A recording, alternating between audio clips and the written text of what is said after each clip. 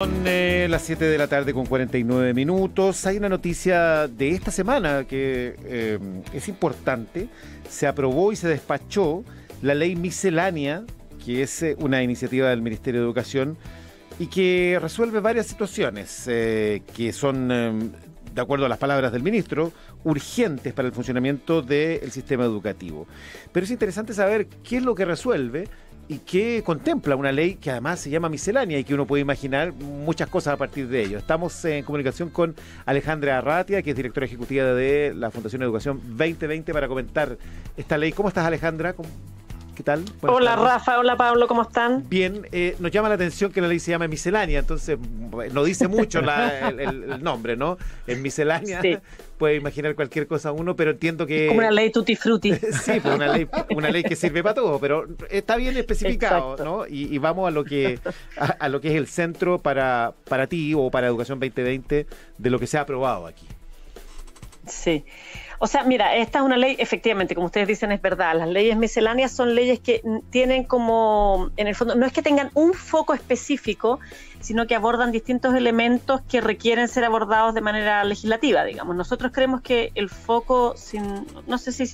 A ver, hay un tema bien importante que es el tema de educación pública. Para nosotros ese es un tema importante que se aborda con esta ley. Ahora bien, se aborda, ojo, para algunos de los servicios locales. El ministro ya ha anunciado públicamente también que va a venir un proyecto de ley más global para abordar algunos desafíos que se han ido encontrando respecto a la implementación de la nueva educación pública, ¿no? Pero en particular lo que hace esta ley es que, quizás sería bueno contar un poquito en qué consiste la nueva educación pública y qué son los servicios locales, ¿no? Uh-huh. Porque uno que trabaja en esto cree que las personas todas saben y no necesariamente. El nuevo sistema de educación pública lo que hace es crear un sistema que se compone de una dirección nacional, dependiente del Ministerio de Educación, y 70 servicios locales. Las escuelas públicas, los establecimientos públicos, jardines infantiles, escuelas, liceos, van a pasar a depender de servicios locales de educación, que son unas agrupaciones más como distritos, ¿no? Y van a dejar de depender de los municipios. En ese sentido van a depender de una institución que se dedica solamente a educación, que van a hacer estos servicios locales de educación, ¿no? Alejandra, pero esto es un proceso que ya comenzó, ¿no? O sea, se supone que esto es un proceso que había comenzado en algunos lugares. Exactamente, sí. Efectivamente, el proyecto... Bueno, esta ley es una ley que se aprobó en noviembre del 2017. Ajá. Se crearon 2 primeros servicios locales ahí a fines del 2017, principios del 2018, y se han ido instalando progresivamente. Tenemos hasta ahora 11 servicios locales que se han instalado y que los establecimientos educacionales ya fueron traspasados. Porque en el fondo el sistema implica un periodo largo. Es hasta ahora 3 años para todos. Esta ley lo que hace es que aumenta el plazo. Mira, en el fondo el sistema considera un primer año de preparación, un segundo año de instalación del servicio local y un tercer año que es cuando se traspasan las escuelas, ¿no? Ahora, tenemos 11 servicios locales que ya están instalados en el país y teníamos 6 que ya están creados los servicios locales, pero que estaban en este periodo de 12 meses, que es el año 2, que se prepara el sistema, ¿no? Se prepara todo el sistema del servicio local, los equipos que van a ser parte, se forman los equipos, etcétera, para poder el día 1 del año 3, o sea, el 1 de enero, recibir en los establecimientos, ¿no? Y esta ley lo que hace es que ese periodo que era de 12 meses lo alarga a 24 meses, ¿no? Okay. Le aumenta el periodo, ¿me entiendes? Exactamente, aumenta la transición. Se empieza a alargar las transiciones, Sí, es que además esta es una transición que es compleja. Esta es una transición, bueno, de hecho por eso el legislativo, el Congreso, cuando aprobó esta ley el año 2017, definió un periodo de implementación que iba a ser, bueno, en principio iba a ser hasta el 2025, o podría ser en el fondo, si es que hubo un consejo que operó que lleva operando y que tiene que entregar un informe el año 2021, y que en base a ese informe el presidente podía alargar el periodo. Ese consejo no logró concluir que había que alargar el periodo, ¿no? Yeah. Pero sí ese consejo identificó una serie de desafíos que están ocurriendo en la nueva educación pública. Yeah. Entonces, ahora en esta miscelánea se decidió darle más tiempo. Nosotros creemos que es bueno dar más tiempo. Ahora bien, no basta más tiempo, ¿eh? Esto requiere más apoyo, más recursos, requiere también resolver algunos temas como más estructurales. Porque, que Alejandra, perdona, sí, hay sí. municipios que quieren que esto se acelere más que se ralentice, ¿no? Porque hay municipios que quieren ya entregar la administración de la educación. Sí, bueno, es uno de los problemas que tenemos en nuestro país, sí, que hemos tenido con la educación pública municipalizada, es que sabemos que en el fondo las condiciones han sido frágiles para la educación pública. No todos los municipios se pueden hacer cargo adecuadamente de la educación pública. Hay municipios que a veces le incorporan más recursos, hay otros municipios que honestamente no le dedican todos los recursos que son de educación a la educación. Por otro lado, sabemos que los municipios tienen muchos temas, entonces uno dice, bueno, ¿es la educación un tema prioritario para ellos? Hay muchos para los cuales no necesariamente. Ahora, yo creo que en esto hay que poner un poco, ya que estamos en una semana en que tenemos vecinos campeones del mundo, ¿no? Vamos a ocupar una analogía futbolística. Hay que poner un poco la pelota en el piso y reflexionar bien respecto a qué es lo que queremos lograr. Y lo que Chile creemos, nosotros desde Educación 2020 hemos empujado el tema de la educación pública desde nuestro origen en el 2008, ¿no? Y nosotros creemos fervientemente que lo que Chile tiene que hacer es un acuerdo transversal, decidido por apoyar la instalación de la nueva educación pública. Nos jugamos mucho aquí. La educación pública en Chile ha venido bajando no tan solo su matrícula, sino que como la calidad de la educación de un modo bastante sostenido desde el año 80 que se traspasa a los municipios. Y ya no tenemos tantas oportunidades más. O sea, esta es la oportunidad que tenemos como país para recuperar y reconstruir una educación pública de calidad, que sea un espacio de encuentro de las distintas personas, que sea un lugar donde construimos lo común, como quien diría, ¿no?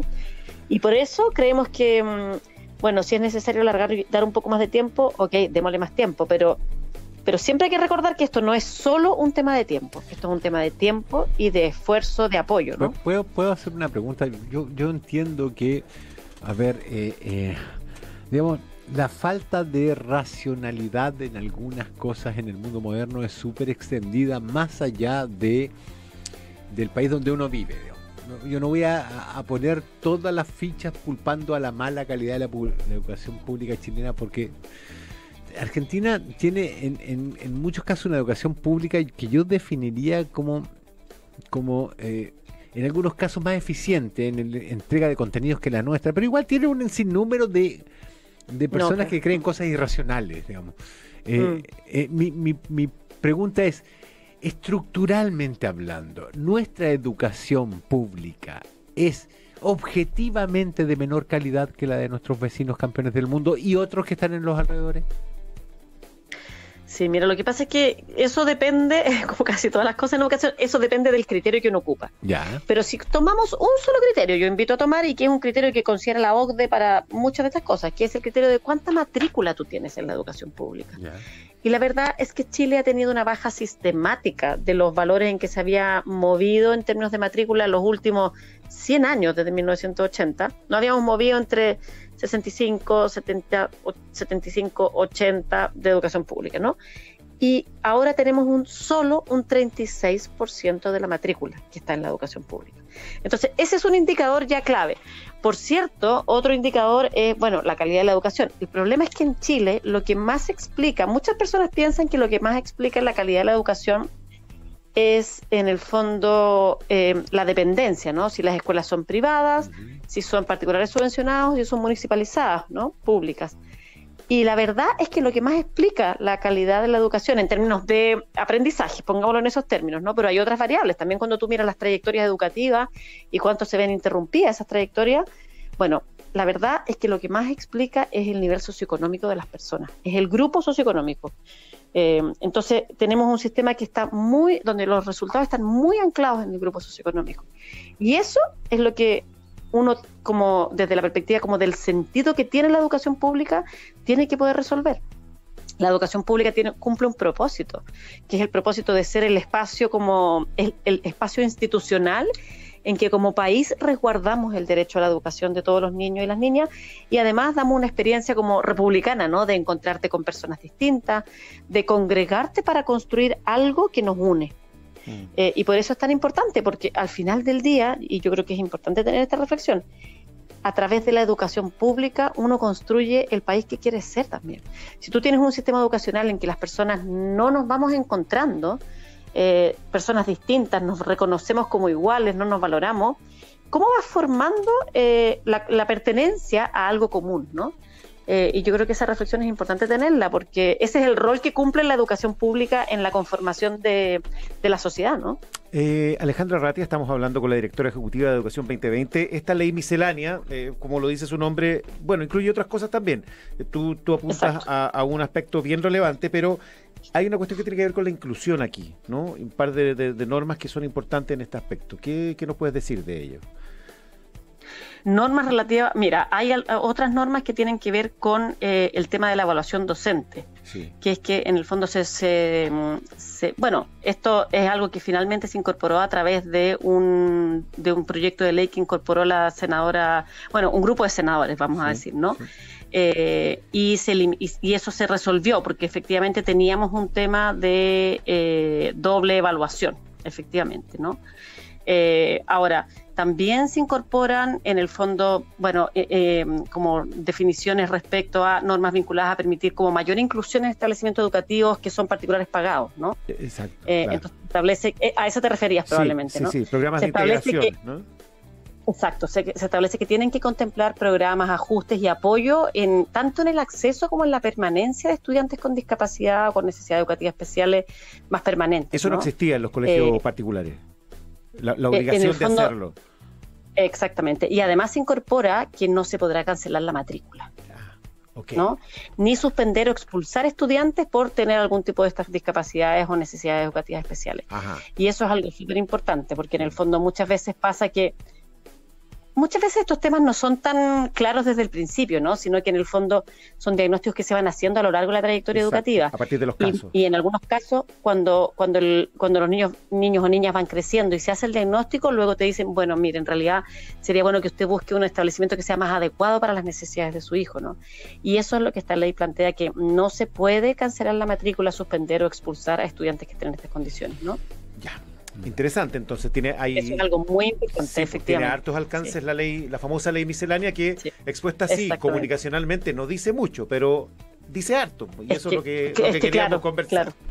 Claro. Súper interesante y súper bueno conversar además del sentido que tienen estos temas para el país que queremos construir, que muchas veces se nos olvida, ¿no? Sí, pues, así que muchas gracias Alejandra Arratia por toda la explicación. Que estés bien. Que le vaya muy bien, nos vemos, chao. Son las